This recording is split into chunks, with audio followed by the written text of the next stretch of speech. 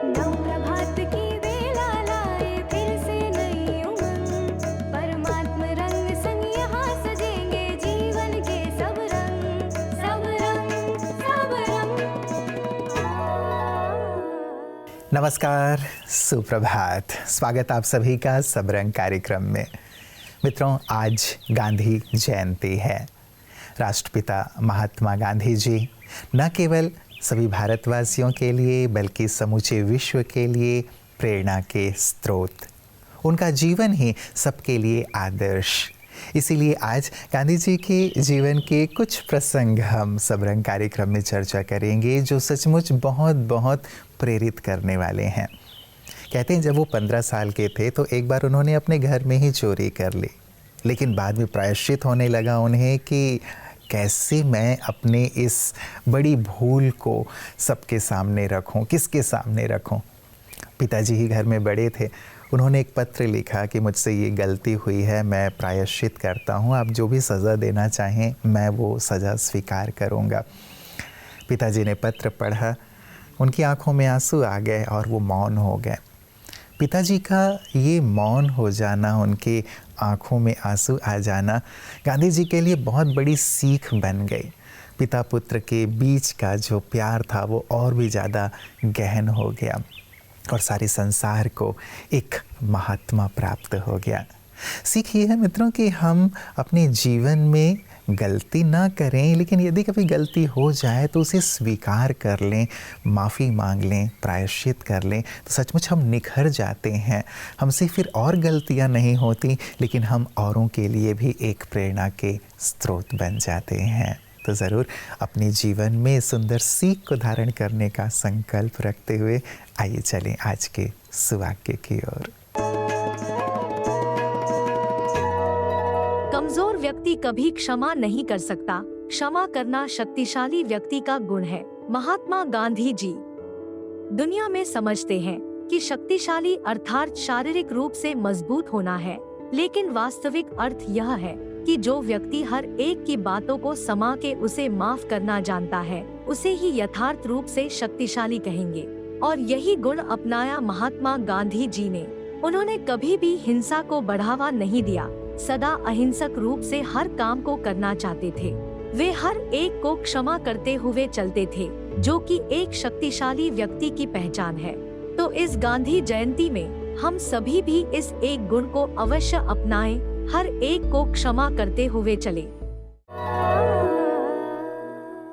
मित्रों, एक बार बापू अपने कुछ साथियों के साथ, अनुयायियों के साथ ट्रेन में सफ़र कर रहे थे। बरसात का मौसम था। जिस डिब्बे में बापू थे उसकी छत जो थी वो थोड़ी टूटी हुई थी, तो बरसात का पानी नीचे डिब्बे में आने लगा। साथियों ने जाकर गार्ड से शिकायत की तो गार्ड थोड़ी देर के बाद आया और उसने कहा कि बापू, आपके लिए हमने दूसरे डिब्बे में व्यवस्था कर दी है, आपकी और आपके साथियों की, तो आप उस पे शिफ्ट हो जाइए। बापू ने कहा लेकिन उसमें जो यात्री हैं वो कहाँ जाएंगे? तो गार्ड ने कहा उनको हम इस डिब्बे में जिसमें आप बैठे हैं उसमें शिफ्ट कर देंगे। तो बापू ने कहा नहीं, ऐसा नहीं होगा, मैं अपने सुख के लिए दूसरों का सुख नहीं छीन सकता। वो भी तो हमारे अपने हैं, उन्हें भी तो इस बरसात के पानी से तकलीफ़ ही होगी। आप उन्हें वहीं सुखपूर्वक रहने दें, मैं यहीं यात्रा करूँगा। सचमुच कितनी बड़ी महानता है ना मित्रों।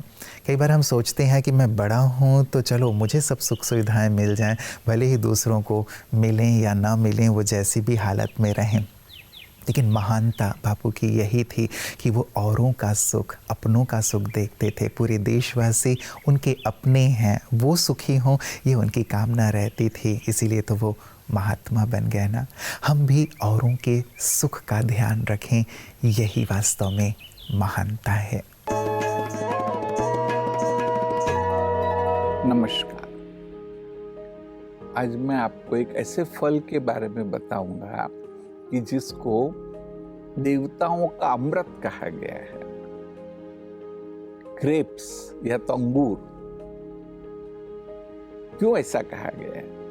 एक जो बहुत बड़ा इसका फायदा है कि शरीर में जो एसिड होता है, स्पेशली यूरिक एसिड, कि जो किडनी के लिए बहुत ही हार्मफुल है, उसको शरीर के बाहर धकेलने में ग्रेप्स बहुत ही मदद करती है।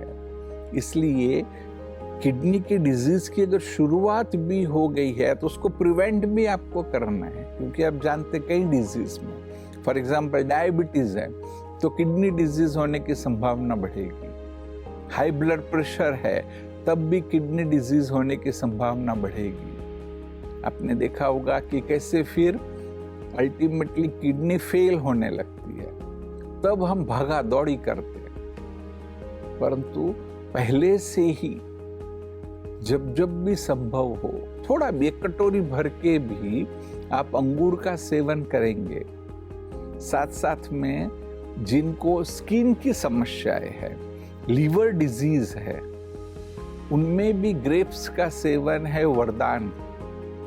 डायबिटीज के पेशेंट्स को कहा जाता है कि ज्यादा ग्रेप्स का सेवन नहीं करो, क्योंकि उसमें ग्लूकोज है, परंतु थोड़ी मात्रा में तो आप ले ही सकते हैं। मैंने बहुतों को देखा है ऐसे ही को फल खाओ तो नहीं खाते, परंतु यहाँ जब ये समझ में आ गया कि मुझे हाई ब्लड प्रेशर है, फॉर एग्जाम्पल कि मुझे डायबिटीज है, अभी किडनी डिजीज होने की संभावना है, तो थोड़े से ग्रेप्स आप खाने लगेंगे प्रतिदिन, तो उसका आपको बहुत बड़ा फायदा हो सकता है। इस प्रकार से जो फलों की एक स्पेशल बेनिफिट्स आप जैसे से समझते जाते, मैं नहीं कहता हूं कि रोज खाओ, परंतु जब जब भी संभव हो इसका सेवन जरूर करिए। ओम शांति। 1930 की बात है, गांधी जी जेल में थे। साबरमती आश्रम के जो बच्चे थे वो गांधी जी को पत्र लिखा करते थे, तो पत्रों का जवाब गांधी जी बहुत ही संक्षेप में 1, 2, 3 लाइन में दे दिया करते थे। बच्चों ने शिकायत की कि बापू आप तो गीता की इतनी चर्चा करते हैं, गीता में अर्जुन एक लाइन में प्रश्न पूछा करते थे और श्री कृष्ण जी उनके कई लाइनों में उत्तर दिया करते थे, लेकिन हम यहाँ कई लाइनों के प्रश्न भेजते हैं और आप एक लाइन में उत्तर दे देते हैं। तो बापू ने बहुत ही मुस्कुराते हुए जवाब दिया था। बहुत ही प्रेरक सी भी बात है कि श्री कृष्ण के पास तो एक ही अर्जुन थे, लेकिन मेरे पास तो अर्जुनों का पूरा झुंड है। और उन्होंने ये बात भी सिखाई कि बहुत बड़े बड़े प्रश्नों का भी एक लाइन में सार गर्भित सुंदर उत्तर हो सकता है, क्योंकि शब्द जितने कम होते हैं उतने ही मूल्यवान होते हैं, और शब्द जितने ज़्यादा होते हैं उतने ही उनकी जो सार्थकता है वो कम हो जाती है। एक बड़ी सीख मित्रों, कम शब्दों में गहरी, बड़ी और ऊंची बात कैसे कही जाए वो सब भी हमें सीखनी है, क्योंकि शब्द भी तो बहुत अनमोल है ना।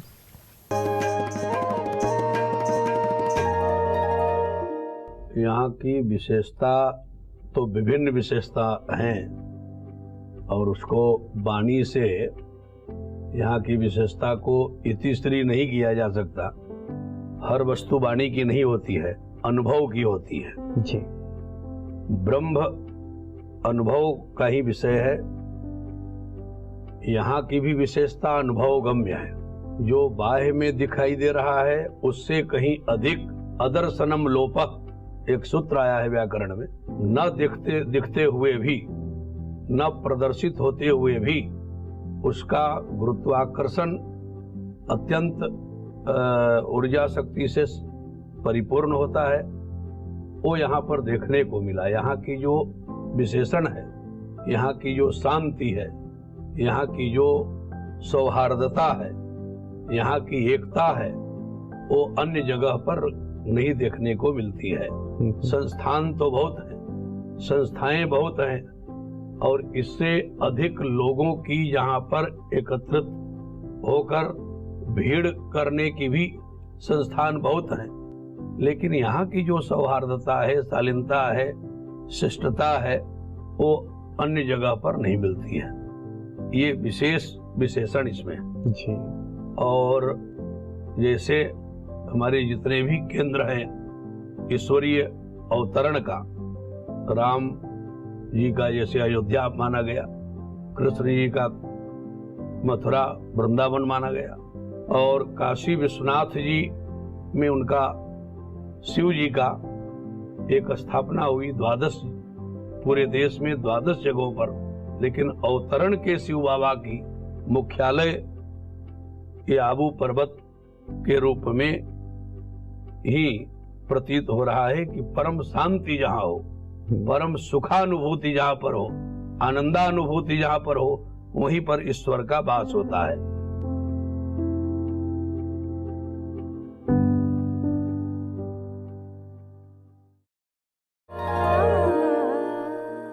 गांधी जी को बचपन में अंधेरे से बहुत डर लगता था।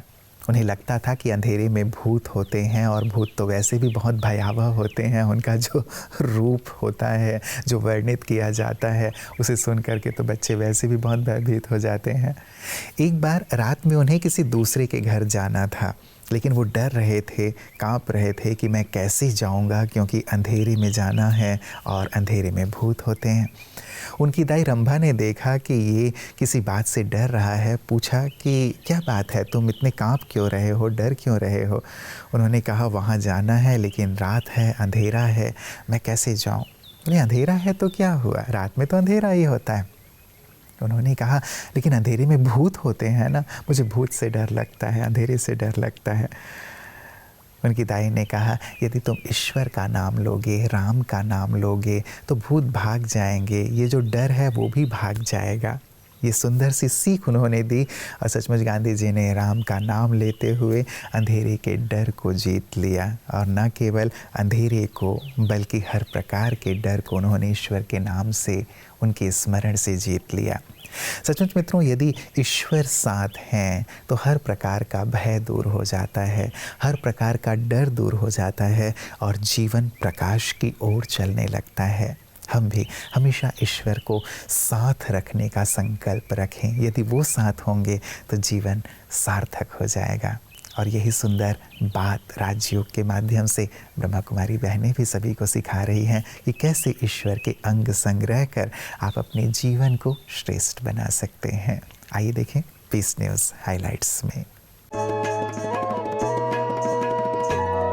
आंध्र प्रदेश के समरलोकोटा में ब्रह्मा कुमारीज द्वारा नवनिर्मित आनंद भवन के उद्घाटन कार्यक्रम का आयोजन किया गया, जिसमें मुख्य रूप से ब्रह्मा कुमारीज की संयुक्त प्रशासनिक प्रमुख राजयोगिनी बी के संतोष दीदी जी के करकमलों से उद्घाटन किया गया। इस मौके पर बी के रजनी बहन एवं बी के लक्ष्मी बहन द्वारा सभी अतिथियों का स्वागत किया गया। कार्यक्रम में आसपास के अनेक सेवा केंद्रों से लगभग 1000 भाई बहनें भी शामिल हुए। इस दौरान परमात्म ध्वजारोहण किया गया, साथ ही दीप प्रज्वलन भी की गई। इसके अलावा केक कटिंग से कार्यक्रम की शुरुआत हुई। इस नवनिर्मित सेवा केंद्र के प्रति आदरणीय दीदी जी ने अपनी शुभकामनाएं भी व्यक्त की। इस अवसर पर नगरपालिका आयुक्त रामा राव जी और नगरपालिका अध्यक्ष अरुणा जी ने भी मुख्य तौर पर अपनी उपस्थिति दी। मित्रों, आज गांधी जयंती पर न केवल हम महात्मा गांधी जी के सुंदर प्रसंगों को याद करें, वो तो हमें प्रेरित करते ही हैं, लेकिन जब कभी भी गांधी जी की चर्चा होती है तो सत्य, अहिंसा और धर्म की चर्चा अवश्य होती है।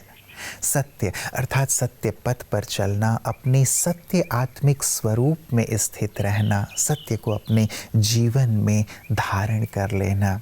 साथ ही अहिंसा केवल मारपीट की बात नहीं है मित्रों, लेकिन किसी का दिल दुखाना, कड़वे शब्द बोलना, ये भी तो हिंसा ही है। हम इस हिंसा से भी अपने आप को मुक्त करें।